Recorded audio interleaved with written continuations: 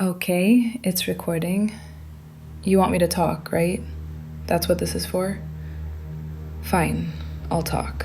Just don't move closer, please. Okay, I know why I'm here. I know exactly what this is about. And I swear I didn't think any of it was real. Who actually thinks those pages are real? Who goes on those sites and expects anything to happen? It was a joke. A stupid message typed at stupid o'clock because I was bored and trying to impress people who stopped laughing the second things got worried.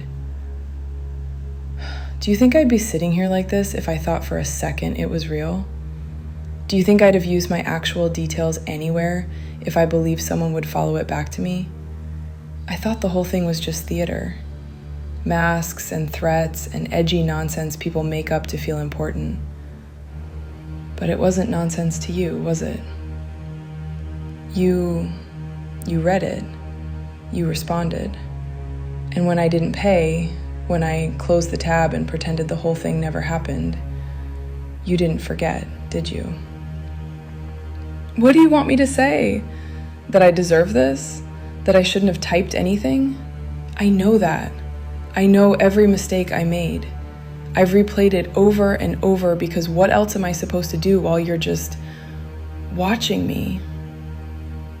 I didn't pay because I wasn't hiring anyone. There wasn't a target. There wasn't a plan. It was a joke, a pathetic, stupid joke I thought would disappear into the void like everything else online. You don't think I'd have followed through, do you? You don't think I wanted anyone hurt? Well, you're not answering. You're just standing there.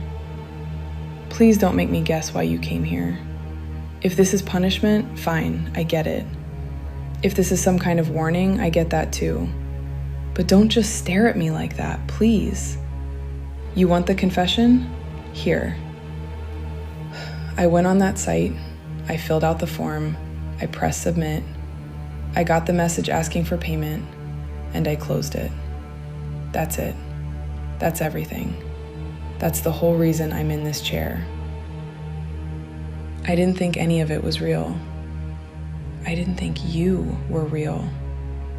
Please.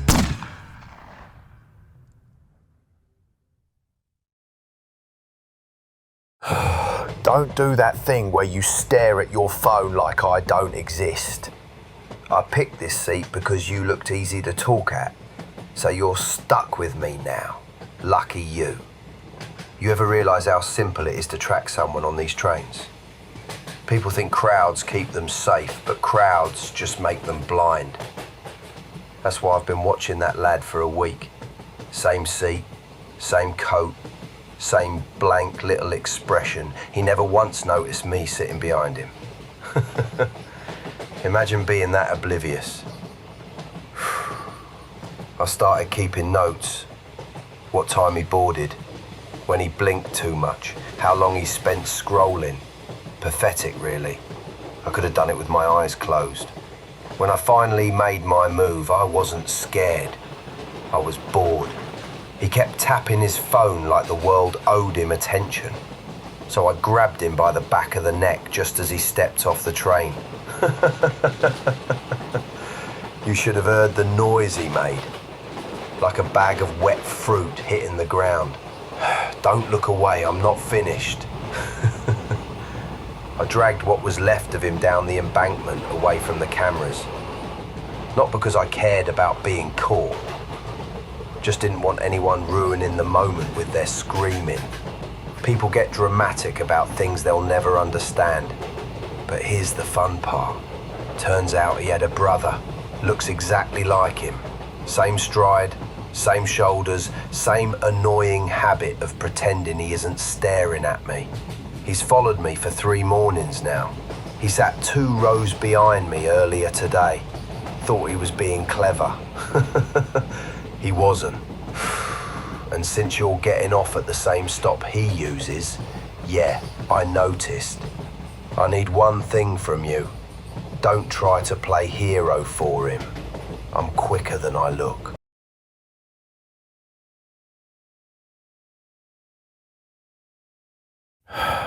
I've been recording these late at night in the office. Not because I'm afraid anyone will hear me, but because I like the atmosphere. The hum of the fluorescent lights, the way the CCTV monitors throw that faint blue glow across the desk. Everything feels cleaner when the building's empty, quieter, honest. That's why I decided to document things properly. Not for guilt, not to unburden myself. I just don't trust memory. It softens details with time, and I want the details sharp. They deserve to stay sharp. The first one was a colleague.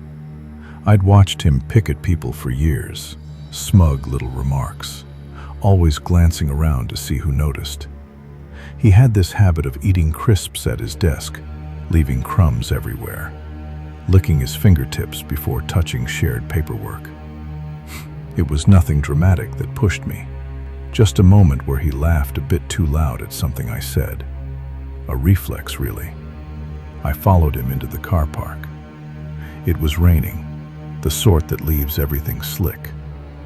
I grabbed his collar and drove his face into the concrete bollard. The sound was incredible, wet and hollow at the same time. His cheek split instantly, this thick ribbon of blood and fat pushing out like squeezed putty. His teeth scattered across the ground. I remember his hands fluttering around my wrists, not even fighting, just twitching like something short-circuited. When he sagged, I stamped the back of his head to make sure I'd broken the skull properly. It felt efficient. The second one took more planning. A neighbor who kept trying to make conversation, always leaning over the fence, always smiling too long. I wasn't angry with him. I just wanted to see how it felt to take my time. I invited him over for a drink. He walked straight in, still talking about his weekend. No idea he'd already made the list. I used a craft knife, small, sharp, and tidy. He panicked instantly when I cut the back of his calf. It opened like raw meat, bright fibers stretching before they snapped. He fell, and I knelt beside him, watching the blood pulse out in these soft, rhythmic spurts. He tried crawling away, leaving this slick trail across the kitchen floor, his hands sliding in his own blood. I cut the other leg just to balance him out. For some reason, that felt important. He screamed for a while, but it didn't bother me. The walls here are thick. Eventually, his voice cracked into these dry, pathetic gasps. When I opened his stomach, the heat that came out surprised me, like opening an oven. His intestines shifted under their own weight, twitching as if they were trying to crawl away from the cold air. It was beautiful in a quiet, private way. I took my time rearranging things so I could see the colors properly. The third one. That one happened right here, in this office. I stayed behind after everyone had gone home. When she came back looking for her charger, I kept her talking long enough to close the door behind her. I used one of the metal paper spikes, the sharp kind they shouldn't let us have. I pushed it through the soft part of her throat, just under the jaw. It slid in smoother than I expected. The blood came out fast, dark and glossy, pouring over her blouse in thick sheets. She tried holding her neck, but every time she pressed down, it forced more blood between her fingers. I watched her reflection in the window as she went down. Her eyes kept widening like she couldn't believe this was happening to her in a place with carpet tiles and motivational posters. I'm telling you all this because memory fades. But when I watch this back, and I will, I want every detail clear. I want to remember the warmth of their blood, the textures, the way their bodies reacted without their permission. I'm not finished yet either. This is just the record so far. There's plenty of space left on the drive, and a lot of people who won't be missed for a few hours. That's all for tonight.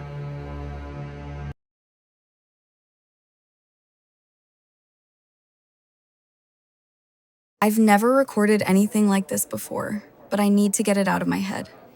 A friend of mine, Lewis, told me something a few months back that I honestly brushed off. Now I can't sleep without checking every dark corner of my apartment.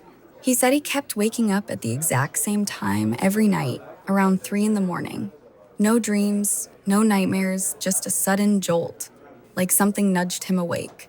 He lived alone. Top floor, only one entrance. He kept saying he felt watched, but not in a vague way. He said it felt direct, like someone was standing over him, staring at his face. One night, he decided to pretend he was still asleep, kept his breathing steady, didn't move. He told me he heard the slightest shift on the floorboards next to his bed. Slow, intentional. He kept his eyes shut until it went quiet again. When he finally opened them, the room looked exactly the same. I told him it was stress or sleep paralysis. He tried to believe it, right up until he checked his phone camera.